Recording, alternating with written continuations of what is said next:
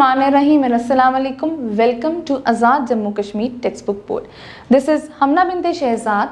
Dear students, आज के इस वीडियो लेसन में हम देखेंगे इंग्लिश फॉर द ग्रेड 7 का unit number 8 and the title of the unit is think not all is over. आज के इस लेसन नंबर 3 में हम देखेंगे ऑरल कम्युनिकेशन स्किल और रीडिंग एंड क्रिटिकल थिंकिंग का पार्ट। अब हमारे पास पहले आ रही है ऑरल कम्युनिकेशन स्किल।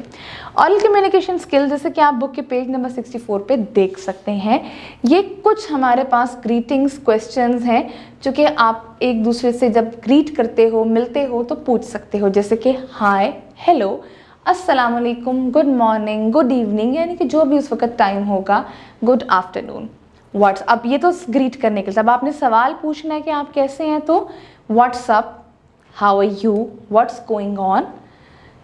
नेक्स्ट, अगर आपने किसी का नाम पूछना है तो किन तरीकों से आप पूछ सकते हैं, what's your name, what should I call you, may I have your name please.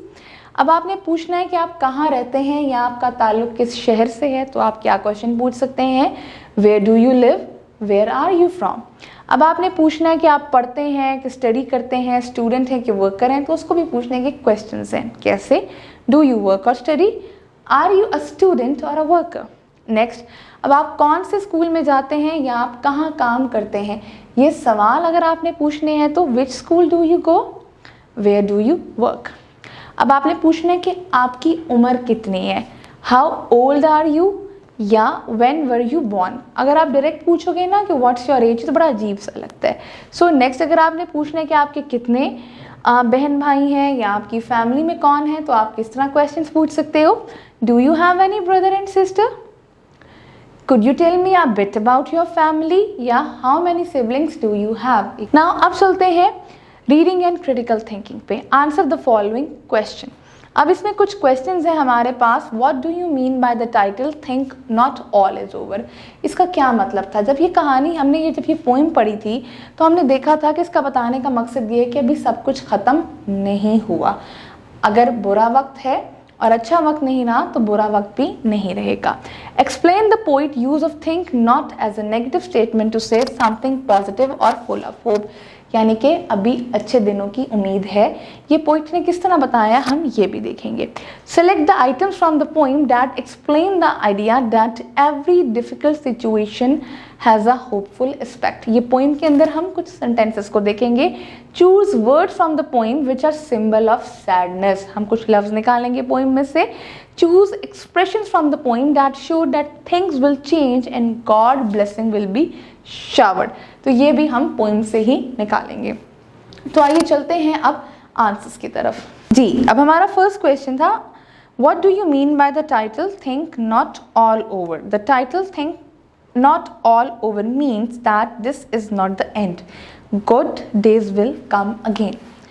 Now, question number 2, explain the poet use of think not as a negative statement to say something positive or full of hope. Poet wants to say that don't think negative. Every problem has a solution. Select the items from the poem that explain the idea that every difficult situation has a hopeful aspect.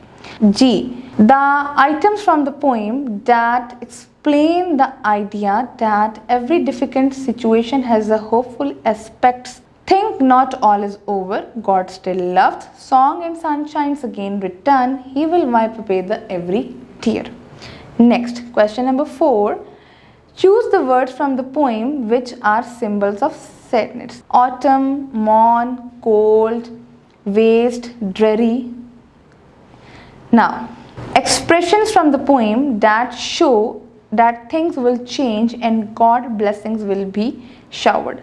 जी, तो the expression from the poem that show that things will change and God blessing will be showered is he will wipe away the every tear. I hope आपको आज का video lesson पसंद आया होगा। एक नए video lesson के साथ हम फिर मिलेंगे, तब तक के लिए अल्लाह हाफिज़।